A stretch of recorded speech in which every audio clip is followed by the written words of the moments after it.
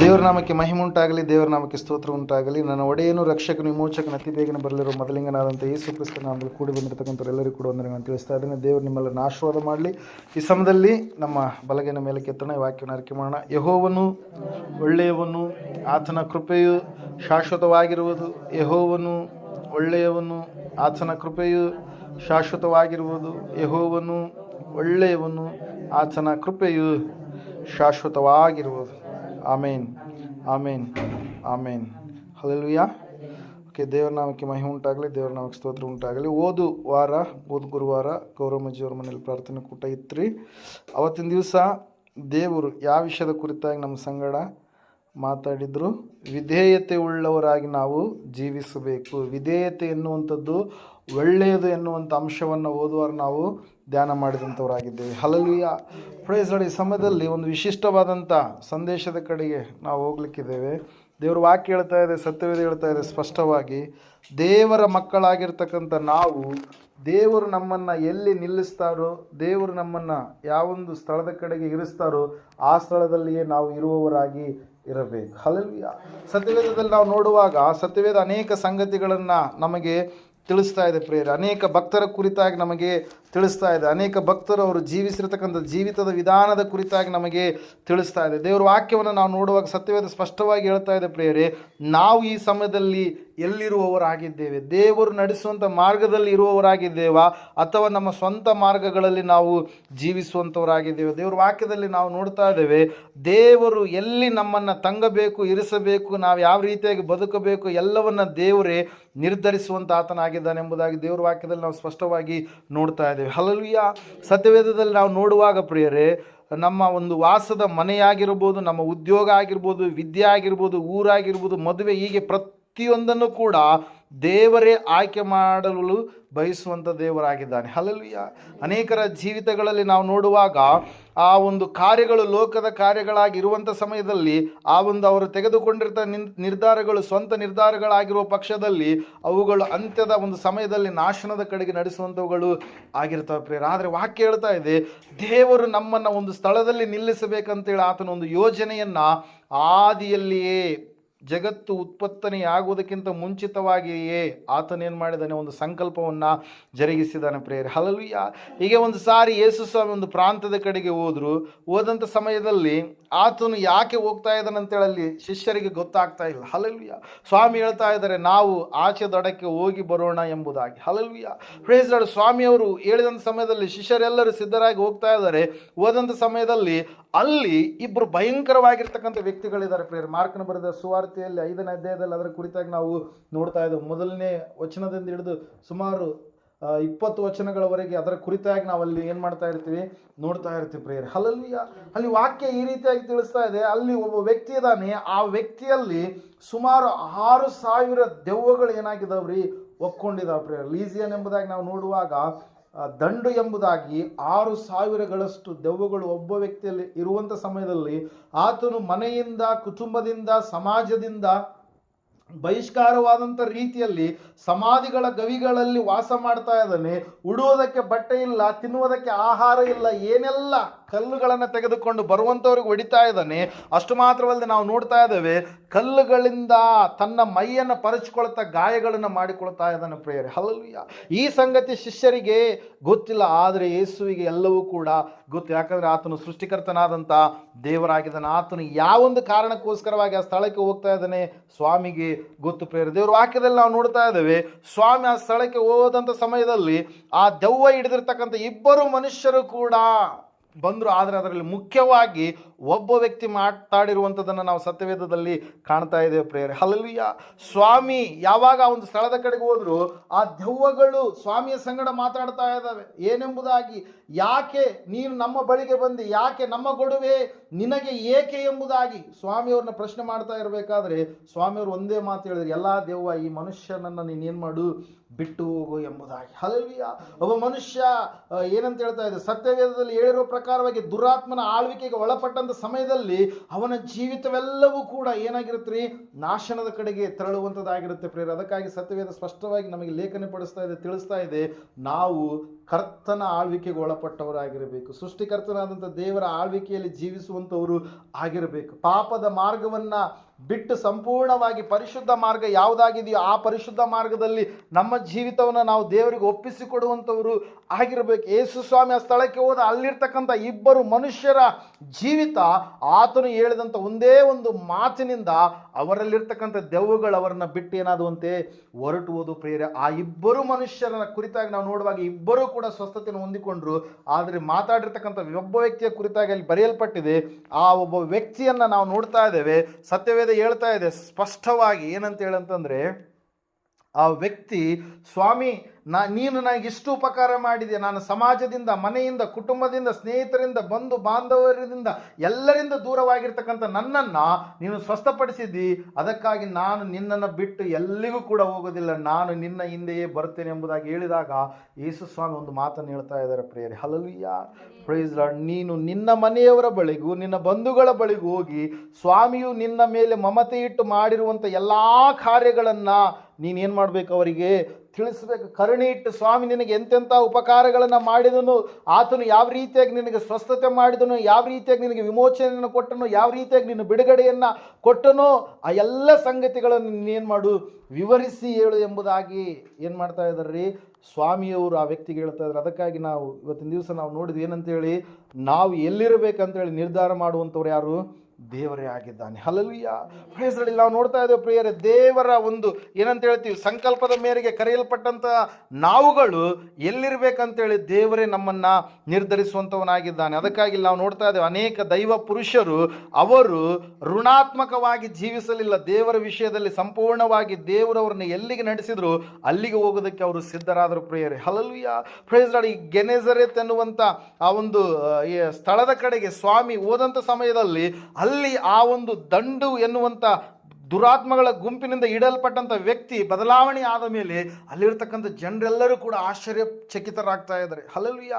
ಈ ವ್ಯಕ್ತಿ ನೋಡೋದಕ್ಕೆ ಯಾವ ರೀತಿಯಾಗಿದ್ದ, ಬರುವಂಥವರಿಗೆ ಕಲ್ಲು ತೆಗೆದುಕೊಂಡು ಹೊಡಿತಾ ಇದ್ದ, ಭಯಂಕರವಾಗಿ ಗಾಯಗಳನ್ನು ಮಾಡ್ತಾ ಇದ್ದ, ಕಿರಿಚ್ತಾ ಇದ್ದ, ಅರಚ್ತಾ ಇದ್ದ, ನೋಡಿದ್ರೆ ಭಯಂಕರವಾಗಿ ಇರ್ತಾ ಇದ್ರು, ಬೆತ್ತಲೆಯಾಗಿ ಇರ್ತಾ ಇದ್ರು. ಆದರೆ ಈಗ ಇವರು ಏನಾಗಿದ್ದಾರೆ, ಸ್ವಸ್ಥಚಿತ್ತರಾಗಿ ಕೂತ್ಕೊಂಡಿದ್ದಾರೆ. ಇದು ಹೇಗೆ ಸಾಧ್ಯ ಎಂಬುದಾಗಿ ಆ ಊರಿನವರು, ಆ ಸ್ಥಳಕ್ಕೆ ಬಂದಂಥವ್ರು ಏನು ಮಾಡ್ತಾ ಇದ್ದಾರೆ, ಮಾತಾಡಿಕೊಳ್ತಾ ಇದ್ದಾರೆ ಪ್ರಿಯರೇ. Hallelujah, praise lord. ಯೇಸು ಸ್ವಾಮಿಯ ಜೀವಿತದ ಬಳಿಗೆ ಬರುವಾಗ, ಯೇಸು ಸ್ವಾಮಿಯ ಬಳಿಗೆ ನೀನು ಬರುವಾಗ, ಆತನು ನಿನ್ನ ಜೀವಿತದಲ್ಲಿ ಬರುವಾಗ ನಿನ್ನ ಜೀವಿತವನ್ನು ಆತನ ಏನು ಮಾಡ್ತಾನೆ, ಮಾರ್ಪಡಿಸ್ತಾನೆ. Hallelujah, praise lord. ಸತ್ಯವೇದ ಹೇಳ್ತಾ ಇದೆ ಪ್ರಿಯರೇ, ದೇವರು ಅಬ್ರಹಾಮನನ್ನು ಕರೆದಂಥ ಸಮಯದಲ್ಲಿ ಭಯಂಕರವಾಗಿರ್ತಕ್ಕಂಥ ವಿಗ್ರಹಾರಾಧನೆ ವ್ಯಕ್ತಿಯಾಗಿ ಜೀವಿಸುವಂಥ ಅಬ್ರಹಾಮ ದೇವರು ಕರೆದ ಮೇಲೆ ದೇವರ ಕರೆಗೆ ಹೋಗೊಟ್ಟು ಆತನು ದೇವರು ನಾನು ನಿನಗೆ ಒಂದು ದೇಶವನ್ನು ತೋರಿಸ್ತೀನಿ ಎಂಬುದಾಗಿ ಹೇಳಿದಾಗ ದೇವರು ನನ್ನನ್ನು ಎಲ್ಲಿಗೆ ನಡೆಸ್ತಾನೆ, ನಾನು ಅದಕ್ಕೆ ವಿಧೇಯತೆ ಉಳ್ಳವನಾಗಿರ್ತೀನಿ ಎಂಬುದಾಗಿ ಏನು ಮಾಡ್ತಾ ಇದ್ದಾನೆ, ಹೊರಡ್ತಾ ಇದ್ದಾನೆ ಪ್ರಿಯರೇ. ಹಲ್ಲೆಲೂಯಾ. ಆಯ್ಕೆ ನಮ್ಮದಲ್ಲ, ದೇವರೇ ನಮ್ಮ ಜೀವಿತದಲ್ಲಿ ಎಲ್ಲಿಗೆ ನಾವು ನಡೀಬೇಕಂತೇಳಿ ಆತ ನಿರ್ಧರಿಸುವಂಥ ಆತನು ಆಗಿದ್ದಾನೆ ಪ್ರಿಯರೇ. ಅದಕ್ಕಾಗಿ ನಾವು ನೋಡ್ತಾ ಇದ್ದೇವೆ, ಅಬ್ರಹಾಮನು ಪ್ರಶ್ನಿಸಲಿಲ್ಲ, ದೇವರು ತೋರಿಸಿದ ಅಪರಿಚಿತ ದೇಶಕ್ಕೆ ಹೋಗಿ ವಾಸ ಮಾಡಿದ.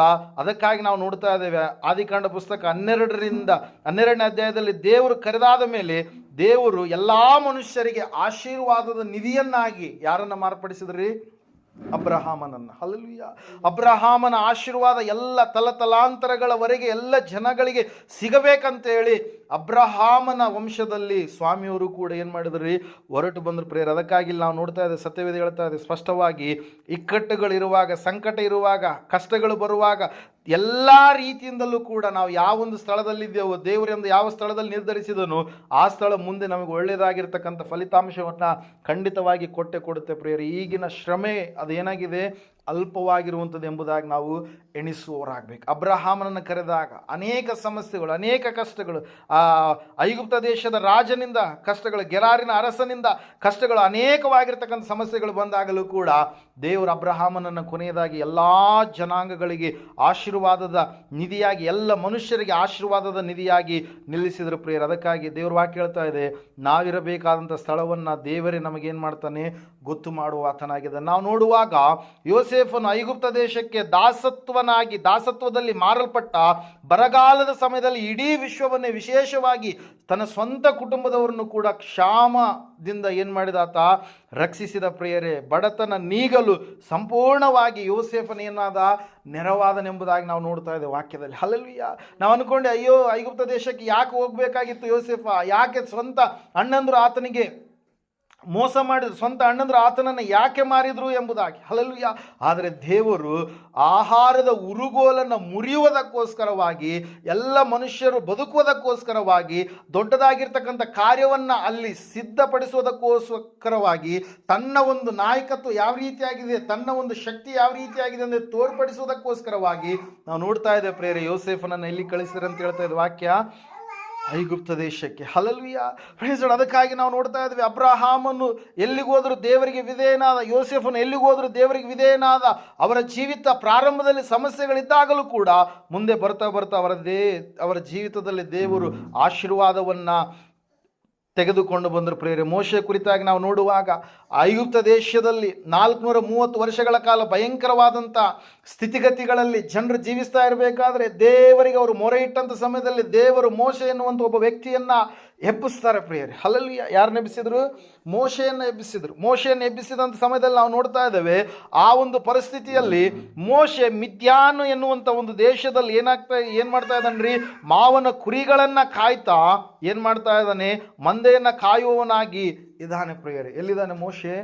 ಮಿದ್ಯಾನ್ ದೇಶದಲ್ಲಿದ್ದಾನೆ. ಸತ್ಯವೇದ ಹೇಳ್ತಾ ಇದೆ ಸ್ಪಷ್ಟವಾಗಿ, ಅಂತಹ ಸ್ಥಿತಿಯಲ್ಲಿರ್ತಕ್ಕಂಥ ಮೋಶೆಯನ್ನು ದೇವರು ಏನು ಮಾಡ್ತಾ ಇದ್ದಾರೆ, ಕರಿತಾ ಇದ್ದಾರೆ ಪ್ರೇರೆ. ಕರೆದು ಏನು ಮಾಡ್ತಾ ಇದ್ದಾರೆ, ಇಸ್ರಾಯೇಲರೆಲ್ಲರನ್ನ ದಾಸತ್ವದಿಂದ ಬಿಡುಗಡೆ ಮಾಡಬೇಕು. ಹಲವು ಇಸ್ರಾಯೇಲರು ಅಂದ್ರೆ ಏನರ್ಥ ರೀ? ದೇವರನ್ನು ನಂಬಿದಂಥ ಮಕ್ಕಳು ಎಂಬುದಾಗಿ, ದೇವರ ಸಂಗಡ ಹೋರಾಟ ಮಾಡಿ ಗೆದ್ದಂಥವ್ರು ಎಂಬುದಾಗಿ, ಯಾಕೋಬನ ಒಂದು ಹೆಸರಾಗಿ ಅದು ಇರುವಂಥದ್ದಾಗಿದೆ. ಹಲ್ಲೆಲೂಯಾ. Praise lord. ಅವ್ರು ಗೋಗರಿತಾ ಇದ್ದಾರೆ, ಬೇಡ್ತಾ ಇದ್ದಾರೆ, ಇಂತಹ ಒಂದು ಸಂಕಟ, ಇಂತಹ ಒಂದು ಕಷ್ಟ, ಇಂತಹ ಒಂದು ಬಾಧೆ, ಇಂತಹ ಒಂದು ಇಕ್ಕಟ್ಟು, ಉಪದ್ರವ, ಉಪಟಳ, ತೊಂದರೆ, ತಾಪತ್ರೆ ನಮ್ಮಿಂದ ತಾಳೋದಕ್ಕೆ ಆಗುವುದಿಲ್ಲ. ದೇವರೇ ನಮ್ಮನ್ನು ಈ ಒಂದು ದಾಸತ್ವದಿಂದ ಬಿಡುಗಡೆ ಮಾಡಿ ಎಂಬುದಾಗಿ ಕರೆದಾಗ, ಮಿದ್ಯಾನ್ ದೇಶದಲ್ಲಿರ್ತಕ್ಕಂಥ ಮೋಶೆಯನ್ನು ದೇವ್ರು ಏನು ಮಾಡ್ತಾ ಇದ್ದಾರೆ, ಪುನಃ ಐಗುಪ್ತಕ್ಕೆ ಏನು ಮಾಡ್ತಾ ಇದ್ದಾರೆ, ಕರಿತರ್ತಾ ಇದ್ದಾರೆ ಪ್ರೇಯರ್. ಅದಕ್ಕಾಗಿ ನಾವು ನೋಡ್ತಾ ಇದ್ದೇವೆ, ನಾವು ಎಲ್ಲಿದ್ದೇವೆ ಅಂತೇಳಿ ನಿರ್ಧಾರ ಮಾಡುವ ಆತನು ದೇವರೇ ಆಗಿದ್ದಾನೆ ಪ್ರೇಯರ್. ಮುಂದೆ ನಾವು ನೋಡುವಾಗ, ಎಸ್ತೇರಳ ಒಂದು ಜೀವಿತವನ್ನು ನಾವು ಆಲೋಚನೆ ಮಾಡುವಾಗ, ಎಸ್ತೇರಳು ಕೂಡ ಪಾರಸಿಯ ಒಂದು ರಾಜ್ಯದಲ್ಲಿ ಆಕೆ ಏನು ಮಾಡಿದಾಳೆ, ಅಹಷ್ವೇರೋಷನ್ ಎನ್ನುವಂಥ ಅರಸನ ಒಂದು ಪಟ್ಟಣಗಳಲ್ಲಿ ಆಕೆ ಜೀವಿಸ್ತಾ ಇದ್ದಾಳೆ ಪ್ರೇಯರ್. ಹಲ್ಲೆಲೂಯಾ.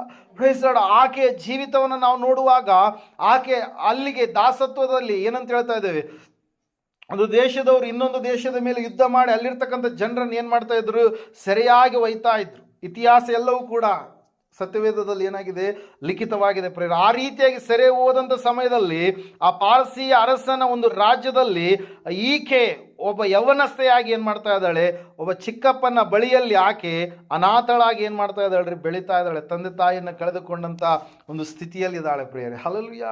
ಸತ್ಯವೇದ ಹೇಳ್ತಾ ಇದೆ, ಆ ಎಸ್ತೇರಳ ಮೂಲಕವಾಗಿ ದೇವರಲ್ಲಿ ಎಸ್ತೇರಳನ್ನು ಇರಿಸಿದ ಕಾರಣಕ್ಕಾಗಿ ಆ ರೋಷನ ಪಟ್ಟದ ಹೆಂಡತಿಯಾಗಿ ಈಕೆ ನೇಮಕವಾಗಿ ಆಕೆ ತನ್ನ ಜನಾಂಗದವರನ್ನು ಪ್ರಾಣ ರಕ್ಷಣೆ ಮಾಡುವುದಕ್ಕೋಸ್ಕರವಾಗಿ ದೇವರು ಆಕೆಯ ಮೂಲಕವಾಗಿ ಏನನ್ನು ಮಾರ್ಪಡಿಸಿದಂತೆ ಕಾನೂನನ್ನು ಮಾರ್ಪಡಿಸಿದ. ಹಲ್ಲೆಲೂಯಾ.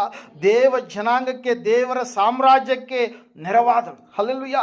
ಅಬ್ರಹಾಮನ್ನು ಎಲ್ಲಿರಬೇಕಂತೇಳಿ ದೇವರು ನೇಮಕ ಮಾಡಿದನು, ಅಲ್ಲಿಯೇ ಹೋದಂಥ ಸಮಯದಲ್ಲಿ ಆತನು ಆಶೀರ್ವಾದದ ನಿಧಿಯಾದ. ಯೋಸೇಫನು ಎಲ್ಲಿರಬೇಕಂತೇಳಿ ದೇವರು ನೇಮಕ ಮಾಡಿದನು, ಅಲ್ಲಿ ಹೋದಂಥ ಕಾರಣವಾಗಿ ಅವರು ಬಡತನವನ್ನು ನೀಗಿಸಲು ಕಾರಣವಾಯಿತು. ಮೋಶೆ ಎಲ್ಲಿಗೆ ಹೋಗ್ಬೇಕಂತೇಳಿ ದೇವರು ಹೇಳಿದನು, ಆ ಒಂದು ಸಮಯದಲ್ಲಿ ಅಲ್ಲಿಗೆ ಹೋದಂಥ ಸಮಯದಲ್ಲಿ ಮೋಶೆಯ ಮೂಲಕವಾಗಿ ಸಂಪೂರ್ಣವಾಗಿ ಆತನು ನಾಯಕನಾಗಿ ಐಗುಪ್ತದಲ್ಲಿರ್ತಕ್ಕಂಥ ಇಸ್ರಾಯೇಲರನ್ನ ದಾಸತ್ವದಿಂದ ಬಿಡುಗಡೆ ಮಾಡುವುದಕ್ಕಾಗಿ ಸಂಪೂರ್ಣವಾಗಿ ನಾಯಕನಾಗಿ ಆತನ ಏನು ಮಾಡಿದ, ಹೊರಟು ಹೋದ ಪ್ರಿಯರೇ. ನಾವು ನೋಡ್ತಾ ಇದ್ದೇವೆ, ಎಸ್ತೇರಳು ಕೂಡ, ಆಕೆಯು ಕೂಡ ಪಾರಸಿಯ ದೇಶದಲ್ಲಿರಬೇಕೆನ್ನುವಂಥದ್ದು ದೇವರ ನಿರ್ಣಯವಾಗಿತ್ತು. ಅಲ್ಲಿ ನಾವು ನೋಡ್ತಾ ಇದ್ದೇವೆ, ಅದ್ಭುತವಾಗಿ ದೇವರ ಸಾಮ್ರಾಜ್ಯಕ್ಕೆ ಎಸ್ತೇರಳು ಏನಾದಲ್ರಿ, ನೆರವಾದಲು ಪ್ರಿಯರೇ. ವಿಮೋಚನಾ ಕಾಂಡ ಪುಸ್ತಕ 3:10 ಮೋಶೆ ಕುರಿತಾಗಿ, ಎಸ್ತೇರಳ ಪುಸ್ತಕ 8:17 ಎಸ್ತೇರಳ ಕುರಿತಾಗಿ ನಾವು ನೋಡ್ತಾ ಇದ್ದೇವೆ ಪ್ರಿಯರೇ. ಯೋಸೇಫನ ಕುರಿತಾಗಿ ಆದಿಕಾಂಡ ಪುಸ್ತಕ 45 45ನೇ ಅಧ್ಯಾಯದಲ್ಲಿ ನಾವು ನೋಡುವಂಥವರಾಗಿದ್ದೇವೆ. Hallelujah, praise lord. ಸ್ಪಷ್ಟವಾಗಿ ಹೇಳ್ತಾ ಇದೆ, ನಾವು ಎಲ್ಲಿರ್ಬೇಕಂತೇಳಿ ನಿರ್ಧರಿಸುವ ಆತನು ದೇವರಾಗಿದ್ದಾನೆ. ದೇವರು ಹೇಳಿದ ಆ ಒಬ್ಬ ವ್ಯಕ್ತಿಗೆ, ನೀನು ನಿನ್ನ ಬಂಧುಗಳ ಬಳಿಗೆ, ನಿನ್ನ ಮನೆಯವರ ಬಳಿಗೆ ಹೋಗಿ ದೇವರು ನಿನಗೆ ಎಂತೆಂತಹ ಉಪಕಾರವನ್ನು ಮಾಡಿದ್ನು, ನಿನ್ನ ಮೇಲೆ ಯಾವ ರೀತಿಯಾಗಿ ಕರುಣೆ ಇಟ್ನು, ನಿನ್ನನ್ನು ಯಾವ ರೀತಿಯಾಗಿ ಹುಡುಕಿಕೊಂಡು ಬಂದು ನಿನ್ನ ಜೀವಿತವನ್ನು ಯಾವ ರೀತಿಯಾಗಿ ಕತ್ತಲೆಯಿಂದ ಆತನು ಬೆಳಕಾಗಿ ಮಾರ್ಪಡಿಸಿದನು, ಅದನ್ನು ನೀನು ತಿಳಿಸು ಎಂಬುದಾಗಿ ಹೇಳಿದಾಗ ಆ ವ್ಯಕ್ತಿ ಏನು ಮಾಡ್ತಾ ಇದ್ದಾನ್ರಿ, ಸ್ವಾಮಿಯಿಂದ ಹೊರಟು ಹೋಗಿ, ಸ್ವಾಮಿಯಿಂದ ಬಿಟ್ಟು ಹೋಗಿ, ಆತನು ಸ್ವಾಮಿ ಹೇಳಿದ ಹಾಗೆ ಎಲ್ಲ ಜನರ ಬಳಿಗೆ ಏನು ಮಾಡ್ತಾ ಇದ್ದಾನೆ, ಹೋಗ್ತಾ ಇದ್ದಾನೆ. ದೆಕೋಪೋಲಿ ಅನ್ನುವಂಥ ಪ್ರಾಂತದ ಕಡೆಗೆ ಹೋಗಿ ಆತನು ದೇವರು ತನಗೆ ಮಾಡಿದಂಥ ಅತಿಶಯ ಅದ್ಭುತ ಕಾರ್ಯಗಳನ್ನು ಆ ದೆವ್ವ ಹಿಡಿದಿರ್ತಕ್ಕಂಥ ವ್ಯಕ್ತಿ ಬಿಡುಗಡೆ ಹೊಂದಿದಾದ ಮೇಲೆ ಆತನು ತಿಳಿಸ್ತಾ ಇದ್ದಾನೆ. ಪ್ರಿಯರೇ, ಹಲ್ಲೆಲೂಯಾ, ಪ್ರೈಸ್ ಲಾರ್ಡ್. ಅದೇ ರೀತಿಯಾಗಿ ನಾವು ನೋಡ್ತಾ ಇದ್ದೇವೆ, ದಾನಿಯೇಲನ ಜೀವಿತವನ್ನು ನಾವು ಗಮನಿಸುವಾಗ ದಾನಿಯೇಲನು ಕೂಡ ಸಿಂಹದ ಗವಿಗಳಲ್ಲಿ ಇರಬೇಕಾಯಿತು. ದೇವರ ಪರಾಕ್ರಮ ಮತ್ತು ಪ್ರಾರ್ಥನಾ ಜೀವಿತದ ಮೂಲಕವಾಗಿ ದೇವರಿಗೆ ಜೀವಂತ ಸಾಕ್ಷಿಯಾಗಿ ಬಾಳುವುದಕ್ಕಾಗಿ ದೇವರು ಏನು ಮಾಡಿದ್ನರಿ, ದಾನಿಯೇಲನನ್ನು ಉಪಯೋಗ ಮಾಡಿಕೊಂಡ. ಹಲ್ಲೆಲೂಯಾ. ಸತ್ಯವೇದದಲ್ಲಿ ನಾವು ನೋಡ್ತಾ ಇದ್ದೇವೆ, ಸತ್ಯವೇದ ಸ್ಪಷ್ಟವಾಗಿ ತಿಳಿಸ್ತಾ ಇದೆ, ದಾನಿಯೇಲನು ಭಕ್ತಿಯ ಜೀವಿತದಲ್ಲಿ ಬಿದ್ದು ಹೋಗದಂಥ ಸ್ಥಿತಿಯಲ್ಲಿರ್ತಕ್ಕಂತಹ ವ್ಯಕ್ತಿಯಾಗಿದ್ದ. ದಾನಿಯೇಲನು ಸಂಪೂರ್ಣವಾಗಿ ದೇವರ ಆಜ್ಞೆಗಳಿಗೆ ಒಳಗಾಗಿ ಜೀವಿಸುವಂಥ ವ್ಯಕ್ತಿಯಾಗಿದ್ದ. ದಿನಕ್ಕೆ 3 ಆವರ್ತಿ ಪ್ರಾರ್ಥನೆ ಮಾಡುತ್ತಾ ದೇವರ ಕಟ್ಟಳೆಗಳಿಗೆ ವಿಧೇಯನಾಗಿರುವಂಥ ವ್ಯಕ್ತಿಯಾಗಿ ಇದ್ದ ಪ್ರೇರೆ. ಆದರೆ ದಾನಿಯೇಲ್ ನಿಲ್ಲಿರಬೇಕಾಯ್ತು, ಸಿಂಹಗಳ ಗವಿಯಲ್ಲಿ ಇರಬೇಕಾಯ್ತು. ವಾಕ್ಯ ಹೇಳ್ತಾ ಇದೆ, ಸತ್ಯವೇದ ಹೇಳ್ತಾ ಇದೆ ಸ್ಪಷ್ಟವಾಗಿ, ಆ ಸಿಂಹಗಳ ಗವಿಯಲ್ಲಿಯೇ ಇದ್ದು ದೇವರಿಗೆ ಜೀವಂತ ಸಾಕ್ಷಿಯಾಗಿ ದಾನಿಯೇಲ ಬಾಳಿದ ಪ್ರಿಯರೇ. 5 ಅರಸರುಗಳು ಬದಲಾವಣೆಯಾದಾಗಲೂ ಕೂಡ ಪ್ರಧಾನಮಂತ್ರಿಯಾಗಿ ದಾನಿಯೇಲನೇ ಮುಂದುವರಿದ ಪ್ರಿಯರೇ. ಹಲ್ಲೆಲೂಯಾ. ದೇವರು ವಾಕ್ಯ ಹೇಳ್ತಾ ಇದೆ, ಚಕ್ರವರ್ತಿಗಳು ಬದಲಾವಣೆ ಆದಾಗಲೂ ಕೂಡ ಆ ಒಂದು ದೇಶದಲ್ಲಿ ನಾವು ನೋಡ್ತಾ ಇದ್ದೇವೆ, ಬಾಬೆಲ್ ಸಂಸ್ಥಾನದಲ್ಲಿ, ಬಾಬೆಲ್ ದೇಶದಲ್ಲಿ ಆ ಒಂದು ತನ್ನ ಹುದ್ದೆ ಎನ್ನುವಂಥದ್ದು, ಉದ್ಯೋಗ ಎನ್ನುವಂಥದ್ದು ಏನಾಗಲಿಲ್ಲ, ಬದಲಾವಣೆ ಆಗಲಿಲ್ಲ. ಅದಕ್ಕಾಗಿ ನಾವು ನೋಡ್ತಾ ಇದ್ದೇವೆ, ದೇವರು ನಮ್ಮನ್ನು ಎಲ್ಲಿರಿಸ್ತಾನೋ ನಾವು ಅಲ್ಲಿಯೇ ಇರುವವರಾಗಿ ಇರಬೇಕು. ಯೋನನ ಜೀವಿತವನ್ನು ನೋಡುವಾಗ ಮೀನಿನ ಹೊಟ್ಟೆಯಲ್ಲಿ 3 ದಿವಸಗಳು ಇದ್ದದರಿಂದಲೇ ದೇವರಿಗೆ ವಿಧೇಯನಾಗಿ ಕನಿಕರದ ಪಾಠವನ್ನು ಕಲಿತು ಸುವಾರ್ತೆಯನ್ನು ಪ್ರಸಿದ್ಧಪಡಿಸುವಂಥ ವ್ಯಕ್ತಿಯಾಗಿ ಆ ನಿನೆವೆಯಲ್ಲಿರ್ತಕ್ಕಂಥ 1,20,000 ಜನರು ಈತನು ಹೇಳಿದಂಥ ಸುವಾರ್ತೆಯನ್ನು ಕೇಳಿ ಏನು ಮಾಡಿದ್ರಂತೆ, ರಕ್ಷಣೆಯನ್ನು ಹೊಂದಿದ್ರು ಪ್ರಿಯರು. ಅದಕ್ಕಾಗಿ ನಾವು ನೋಡ್ತಾ ಇದ್ದೇವೆ, ಅದಕ್ಕಾಗಿ ದೇವ್ರ ವಾಕ್ಯ ಹೇಳ್ತಾ ಇದೆ, ಅದಕ್ಕಾಗಿ ಸತ್ಯವೇದ ನಮಗೆ ಸ್ಪಷ್ಟವಾಗಿ ತಿಳಿಸ್ತಾ ಇದೆ, ಲೇಖನಿ ಪಡಿಸ್ತಾ ಇದೆ. ಏನಂತ ಹೇಳಂತಂದರೆ, ನಾವು ದೇವರು ನಮ್ಮನ್ನು ಎಲ್ಲಿ ನಿಲ್ಲಿಸ್ತಾನೋ ಅಲ್ಲಿ ನಾವು ಇರಬೇಕು. ದೇವರು ವಾಕ್ಯ ಹೇಳ್ತಾ ಇದೆ ಸ್ಪಷ್ಟವಾಗಿ, ಯೋನನ ಮೂಲಕವಾಗಿ ಇಡೀ ಆ ಒಂದು ನಿನೆವೆ ಪಟ್ಟಣ ಎನ್ನುವಂಥದ್ದು ಬದಲಾವಣೆ ಇತ್ತು. ದಾನಿಯೇಲನ ಮೂಲಕವಾಗಿ ಆತನು ನಿಜವಾದಂಥ ದೇವರು ಸೃಷ್ಟಿಕರ್ತನು ಒಬ್ಬಾತನೇ ಎಂಬುದಾಗಿ ಅಲ್ಲಿರ್ತಕ್ಕಂಥ ದಾರ್ಯಾವೇಶ ಅರಸ ಮತ್ತು ನೆಬೂಕದ್ನೆಚ್ಚರ್ ಎನ್ನುವಂಥ ಅರಸ, ಅನೇಕ ಅರಸರುಗಳು ಅವ್ರು ಏನು ಮಾಡಿದ್ರಿ, ಸಾಕ್ಷಿ ಕೊಟ್ಟರು ಪ್ರಿಯರೇ. ಇವತ್ತಿನ ದಿವಸ ದೇವರು ನಮ್ಮ ಸಂಗಡ ಮಾತಾಡ್ತಾ ಇದ್ದಾರೆ. ಏನಂತ ಹೇಳಂತಂದರೆ, ನಾವು ಎಲ್ಲಿರಬೇಕಂತೇಳಿ ದೇವರು ನಮ್ಮನ್ನು ನಿರ್ಧರಿಸುವ ಆತನಾಗಿದ್ದಾನೆ. Hallelujah, praise Lord. ನಾವು ನೋಡ್ತಾ ಇದ್ದೇವೆ, ಅಷ್ಟು ಮಾತ್ರವಲ್ಲದೆ ಸತ್ಯವೇದದಲ್ಲಿ ಸ್ಪಷ್ಟವಾಗಿ ಈ ರೀತಿಯಾಗಿ ತಿಳಿಸ್ತಾ ಇದೆ. ಏನಂತ ಹೇಳಂತಂದರೆ, ಪೌಲ ಸೀಲರು ಕೂಡ ಒಂದು ಸಮಯದಲ್ಲಿ ಅವರು ಸೆರೆಮನೆಯಲ್ಲಿರಬೇಕಾಯ್ತು. ಎಲ್ಲಿರಬೇಕಾಯ್ತು? ಸೆರೆಮನೆ. ಆ ಸೆರೆಮನೆ ಅನ್ನುವಂಥದ್ದು ಸಮಾಧಾನದ ಸ್ಥಳ ಅಲ್ಲ. ಅಲ್ಲಿ ಭಯಂಕರವಾದಂಥ ಕೊರಡೆ ಏಟುಗಳಿರ್ತವೆ, ಪೆಟ್ಟುಗಳಿರ್ತವೆ, ಭಯಂಕರವಾದಂಥ ಕ್ರಿಮಿಕೀಟಗಳಿರ್ತವೆ, ಭಯಂಕರವಾದಂಥ ಟಾರ್ಚರ್ ಎನ್ನುವಂಥದ್ದು ಇರುತ್ತೆ ಪ್ರಿಯರೇ. ಹಲ್ಲೆಲೂಯಾ. ಆದರೆ ದೇವರು ಹೇಳ್ತಾ ಇದ್ದಾರೆ, ನೀವು ಇಲ್ಲಿಯೇ ಇರಬೇಕಂತೇಳಿ. ಹಲ್ಲೆಲೂಯಾ. ಅದರ ಮೂಲಕವಾಗಿ ದೇವರು ಎಂತಹ ಕಾರ್ಯ ಮಾಡಿದ್ರು ಅಂತಂದರೆ, ಸೆರೆಮನೆಯಲ್ಲಿ ಇರುವುದರಿಂದ ದೇವರ ಮಹಾಶಕ್ತಿ ಪ್ರಕಟವಾಗಿ ಆತನು ನಿಜವಾದ ದೇವರು ಎಂಬುದಾಗಿ ಅಲ್ಲಿರ್ತಕ್ಕಂಥ ಕಾವಲುಗಾರ ಯಾರಿದ್ನು, ಸೆರೆಮನೆಯ ಅಧಿಕಾರಿ, ಆತನು ಆತನ ಕುಟುಂಬದವರೆಲ್ಲರೂ ಕೂಡ ಏನಾದರೂ ರಕ್ಷಣೆ ಮಾರ್ಗದ ಕಡೆಗೆ ಬಂದರು ಪ್ರಿಯರೇ. ಹಲ್ಲೆಲೂಯಾ. ಒಂದು ವೇಳೆ ಪೌಲ ಸೀಲರು ಸೆರೆಮನೆಯಲ್ಲಿ ಇರಲಾರ್ದೆ ಹೋಗಿದ್ರೆ ಆ ಕುಟುಂಬ ರಕ್ಷಿಸಲ್ಪಡೋದಕ್ಕೆ ಸಾಧ್ಯ ಆಗ್ತಾ ಇರಲಿಲ್ಲ. ಹಲ್ಲೆಲೂಯಾ. ದೇವರು ಇವತ್ತು ನನ್ನನ್ನು ನಿನ್ನನ್ನು ಈ ಒಂದು ಬೆಳಗುರ್ಕಿ ಗ್ರಾಮದಲ್ಲಿ ಇಟ್ಟಿದ್ದಾನೆ. ನಾವು ಕತ್ತಲೆಯನ್ನು ತುಂಬಿದಂಥ ಈ ಒಂದು ಸ್ಥಳದಲ್ಲಿ ಬೆಳಕಾಗಿ ನಾವು ಇರಬೇಕೆಂಬುದಾಗಿ. ಹಲ್ಲೆಲೂಯಾ. ನಿಸ್ಸಾರವಾದಂಥ ಉಪ್ಪಾದಂಥ ಈ ಜನರ ಮಧ್ಯದಲ್ಲಿ ಸಾರವುಳ್ಳ ಉಪ್ಪಾಗಿ ನಾವು ಇರಬೇಕಂತೇಳಿ, ಲೋಕಕ್ಕೆ ಬೆಳಕಾಗಿ ನಾವು ಜೀವಿಸಬೇಕಂತೇಳಿ, ನಮ್ಮ ಕುಟುಂಬದಲ್ಲಿ ಸಾಕ್ಷಿಯಾಗಿ ನಾವು ಸಾಕ್ಷಿಯ ಮಕ್ಕಳಾಗಿ ನಾವು ನಿಲ್ಲಬೇಕಂತೇಳಿ ಇಲ್ಲಿ ನಾವು ನೋಡ್ತಾ ಇದ್ದೇವೆ ಪ್ರಿಯರೇ.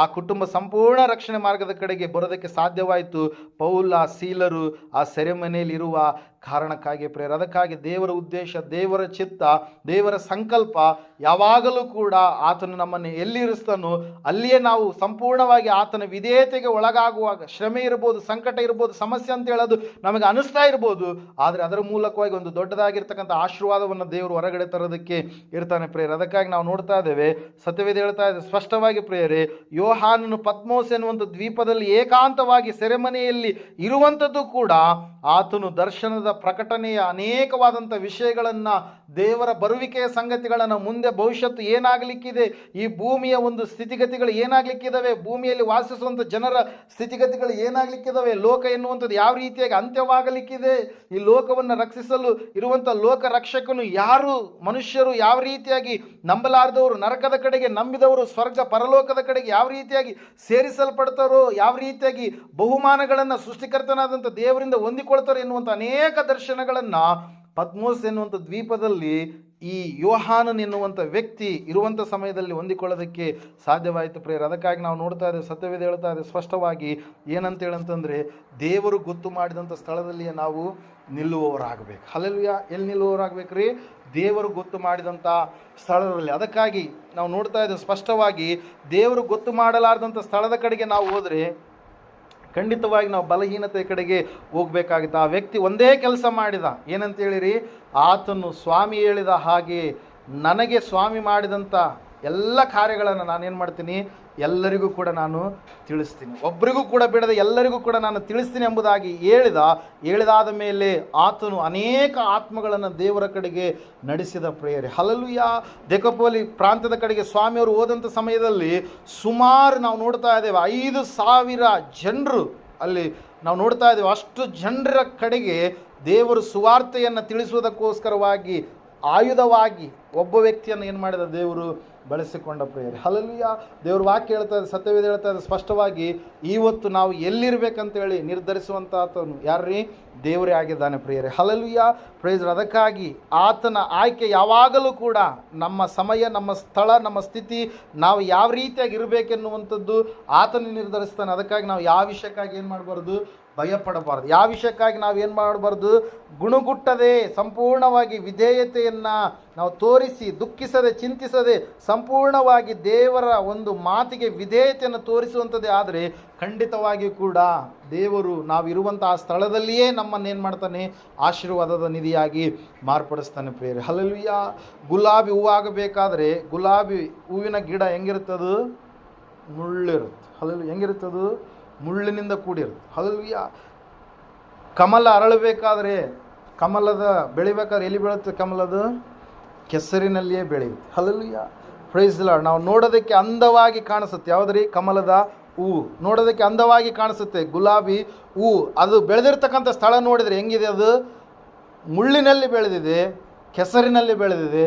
ಆದರೆ ದೇವ್ರ ವಾಕ್ಯ ಹೇಳ್ತಾ, ಸತ್ಯವೇದ ಹೇಳ್ತಾ ಇದೆ, ನಿನ್ನನ್ನು ದೇವರು ಯಾವೊಂದು ತನ್ನ ಚಿತ್ತದ ಪ್ರಕಾರವಾಗಿ ಯಾವೊಂದು ಸ್ಥಳದಲ್ಲಿ ಇರಿಸ್ತಾನೋ ಆ ಸ್ಥಳದಲ್ಲಿ ಇರಿಸಿದಾಗ ಆ ಒಂದು ಸನ್ನಿವೇಶಗಳು, ಆ ಒಂದು ನೀನಿರ್ತಕ್ಕಂಥ ಆ ಒಂದು ಸಮಯ, ಸಂದರ್ಭ, ಸ್ಥಿತಿಗತಿಗಳು ಎಲ್ಲವೂ ನಿನಗೆ ವಿರುದ್ಧವಾಗಿ ಕಂಡಿರ್ಬೋದು.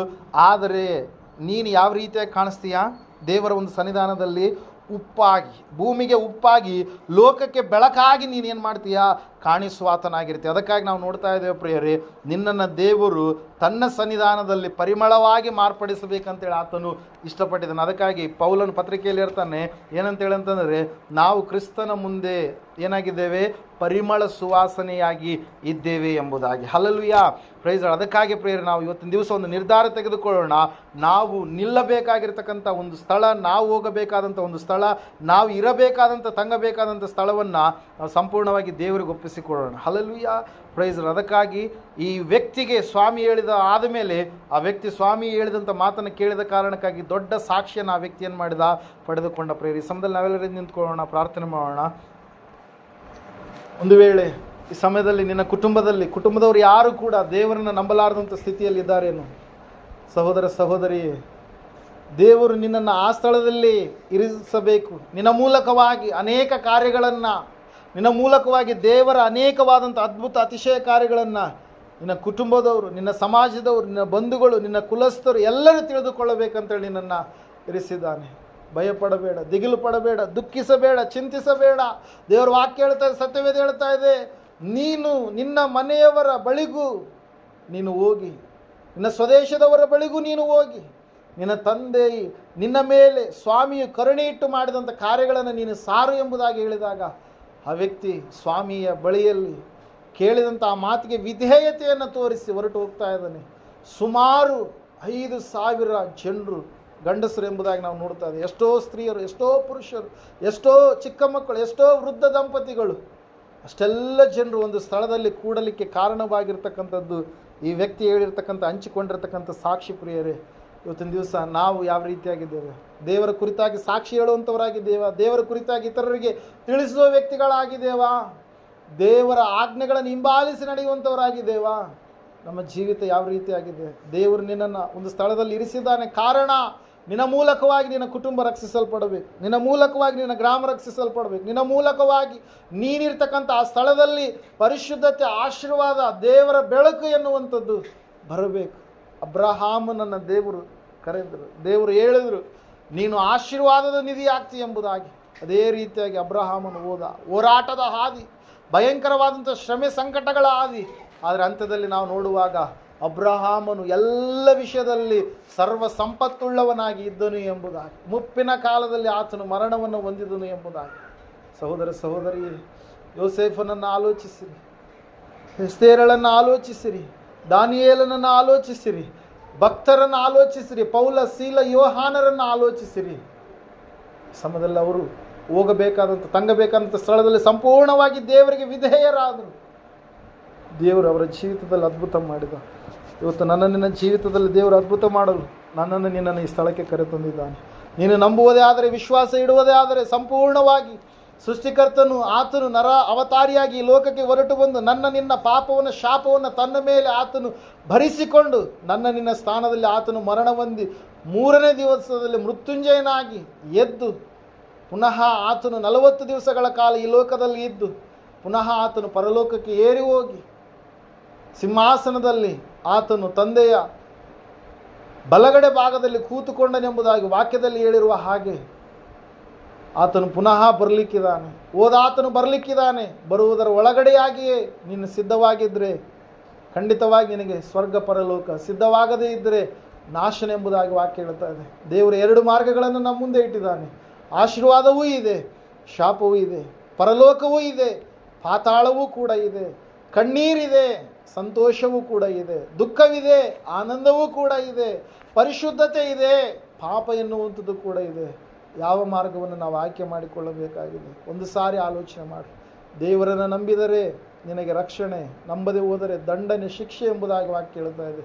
ದೇವರನ್ನೇ ಆಯ್ಕೆ ಮಾಡಿಕೊಂಡಿದ್ದರೆ ಖಂಡಿತವಾಗಿ ನಿಮ್ಮ ಜೀವಿತ ಧನ್ಯಕರವಾಗಿರುವಂಥದ್ದು. ಈ ಸಮಯದಲ್ಲಿ ನಾವೆಲ್ಲರೂ ಕೂಡ ಪ್ರಾರ್ಥನೆ ಮಾಡೋಣ. ದೇವರೇ, ನೀನು ನಿಲ್ಲಿಸುವಂಥ ಸ್ಥಳದಲ್ಲಿಯೇ ನಾನು ನಿಲ್ತೇನೆ, ನೀನು ತಂಗಿಸಿರುವಂಥ ಸ್ಥಳದಲ್ಲಿಯೇ ನಾನು ತಂಗುತ್ತೇನೆ. ಪರಿಶುದ್ಧಾತ್ಮ ದೇವರೇ, ನೀನೇ ನನ್ನ ಜೀವಿತದಲ್ಲಿ ಆಳ್ವಿಕೆ ಮಾಡಿ ಎಂಬುದಾಗಿ ಸಂಪೂರ್ಣವಾಗಿ ಆತನಿಗೆ ನಮ್ಮ ಜೀವಿತವನ್ನು ಒಪ್ಪಿಸಿಕೊಳ್ಳೋಣ. ಮಹೋನ್ನತನು ಮಹಾಪರಿಶುದ್ಧನಾದ ಮಹಾದೇವರೇ, ನಿಮಗೆ ಸ್ತೋತ್ರಗಳಯ್ಯ. ಕರ್ತನೆ ದೇವರೇ, ಈ ಒಂದು ಸಾಯಂಕಾಲದ ವೇಳೆಯಲ್ಲಿ ನನ್ನ ಸಂಗಡ, ನಮ್ಮೆಲ್ಲರ ಸಂಗಡ ನೀನು ಕರ್ತನೆ ಅನೇಕ ವಿಷಯಗಳನ್ನು, ಸಂಗತಿಗಳನ್ನು ತಿಳಿಸಿದ್ದಕ್ಕಾಗಿ ಸ್ತೋತ್ರಗಳಪ್ಪ. ಆ ವ್ಯಕ್ತಿ ಸ್ವಾಮಿ ಯಾವ ರೀತಿಯಾಗಿ ನೀನು ನನ್ನ ಬಳಿಯಲ್ಲಿರುವಂಥದ್ದಲ್ಲ, ನೀನು ಹೋಗಿ ನಾನು ನಿನಗೆ ಮಾಡಿದಂಥ ಉಪಕಾರವನ್ನು ಎಲ್ಲರಿಗೂ ತಿಳಿಸಿ ಎಂಬುದಾಗಿ ಹೇಳಿದಾಗ ಆ ವ್ಯಕ್ತಿ ಹೋಗಿ ತಿಳಿಸಿರುವಂಥ ವಿಷಯವನ್ನು, ಸಂಗತಿಯನ್ನು, ಅನೇಕ ಭಕ್ತರ ಜೀವಿತದಲ್ಲಿ ಇರ್ತಕ್ಕಂಥ ವಿಷಯಗಳನ್ನು, ಸಂಗತಿಗಳನ್ನು ನನಗೂ ನಮ್ಮೆಲ್ಲರಿಗೂ ನೀನು ತಿಳಿಯಪಡಿಸಿದ್ದಕ್ಕಾಗಿ ಸ್ತೋತ್ರಗಳಪ್ಪ. ಈ ಸಮಯವನ್ನು, ಗಳಿಗೆಯನ್ನು ನೋಡದೆ ಎಷ್ಟೋ ಜನರು ಗತಿಸುವಾಗಿದ್ದಾರೆ ಸ್ವಾಮಿ. ನಮಗಾದರೂ ದೇವರೇ ಕರ್ತನೆ, ಸಹಾಯಕನೇ, ಈ ವಾಕ್ಯಗಳನ್ನು ಕರ್ತನೆ ತಿಳಿಯಪಡಿಸಿದ್ದಕ್ಕಾಗಿ ಸ್ತೋತ್ರಗಳಪ್ಪ. ನಿನ್ನ ಚಿತ್ತದಂತೆ, ನಿನ್ನ ಸಂಕಲ್ಪದಂತೆ, ನಿನ್ನ ಇಷ್ಟದಂತೆ, ನಿನ್ನ ಮೆಚ್ಚುಗೆಯಂತೆ ನಮ್ಮೆಲ್ಲರನ್ನು ಸ್ಥಿರವಾಗಿ ಇರಿಸಿ ನಡೆಸ್ತಾ ಬರಬೇಕೆಂಬುದಾಗಿ ಕೂಡಿ ಬಂದಿರತಕ್ಕಂಥ ಎಲ್ಲ ಆತ್ಮಿಕ ಮಕ್ಕಳನ್ನು ಆಶೀರ್ವಾದ ಮಾಡು. ಪ್ರಾರ್ಥನೆಗೋಸ್ಕರವಾಗಿ ಸ್ಥಳಾವಕಾಶ ಮಾಡಿಕೊಟ್ಟಿರ್ತಕ್ಕಂಥ ಮಹಾದೇವಮ್ಮ ಲಕ್ಷ್ಮೀಪತಿ ದಂಪತಿಗಳನ್ನು ಅನುಗ್ರಹ ಮಾಡಿದಂಥವರು ಮಕ್ಕಳೆಲ್ಲರನ್ನ ಆಶೀರ್ವಾದ ಮಾಡು. ಮೊಮ್ಮಗನನ್ನು ಆಶೀರ್ವಾದ ವಿಶೇಷವಾಗಿ ಕರ್ತನೆ ಕುಟುಂಬದಲ್ಲಿ ಸಮಾಧಾನವನ್ನು ಸ್ಥಿರಗೊಳಿಸಿ, ನೆಲೆಗೊಳಿಸಿ, ನೀವು ತಾನೇ ಮಹಿಮಂತ ಬರಬೇಕೆಂಬುದು, ಕುಟುಂಬವೆಲ್ಲ ರಕ್ಷಣೆ ಮಾರ್ಗದಲ್ಲಿ ಬರುವಂತೆ ಕಾರ್ಯ ಜರುಗಿಸಬೇಕೆಂಬುದಾಗಿ ಎಲ್ಲ ರೀತಿಯಿಂದ ನಿನ್ನ ಚಿತ್ತ ನೆರವೇರಿಸಿ, ಸಾಲದ ವಿಷಯದಲ್ಲಿ ಬಿಡುಗಡೆಯನ್ನು, ಸಮಾಧಾನವನ್ನು, ಶಾಂತಿಯನ್ನು, ಆರೋಗ್ಯವನ್ನು ಕೂಡಿ ಬಂದಿರತಕ್ಕಂಥ ಇವರಿಗೂ ಕುಟುಂಬದವರೆಲ್ಲರಿಗೂ ಒದಗಿಸಿಕೊಡಬೇಕೆಂಬುದಾಗಿ ಅತಿ ಬೇಗನೆ ಬರಲಿರುವ ಯೇಸುವಿನ ನಾಮದಲ್ಲಿ ಪ್ರಾರ್ಥಿಸಿ ಬೇಡರ್ಪಿಸೊಂದಿದ್ದೇವೆ ಪರಮ ತಂದೆಯೇ, ಆಮೇಲೆ. ನಮ್ಮ ತಂದೆಯಾದ ದೇವರ ಶಾಶ್ವತವಾದ ಪ್ರೀತಿ, ಕುಮಾರನಾಗಿ ಬಂದಿರುವ ಯೇಸು ಕ್ರಿಸ್ತನ ಶಾಶ್ವತವಾದ ಕೃಪೆಯು, ಪರಿಶುದ್ಧಾತ್ಮ ದೇವರ ಶಾಶ್ವತವಾದ ಅನ್ಯಂತ ನಡೆಸಬೇಕು, ಅಲಂಕರಿಸಿ ಬಲಪಡಿಸಬೇಕು. ಕೂಡಿ ಬಂದಿರುವ ಇವರ ಸಂಗಡಲ್ಲೂ, ಸಕಲ ಸದ್ಭಕ್ತರ ಸಂಗಡಲ್ಲೂ, ಪ್ರಪಂಚದಲ್ಲಿರುವ ಎಲ್ಲ ಮನುಷ್ಯರ ಸಂಗಡಲ್ಲೂ ಸದಾಕಾಲ ನೆಲೆಯಾಗಿರಲಿ ಸ್ವಾಮಿ, ಆಮೇಲೆ. ಯೇಸು ರಕ್ತಕ್ಕೆ ಜಯ.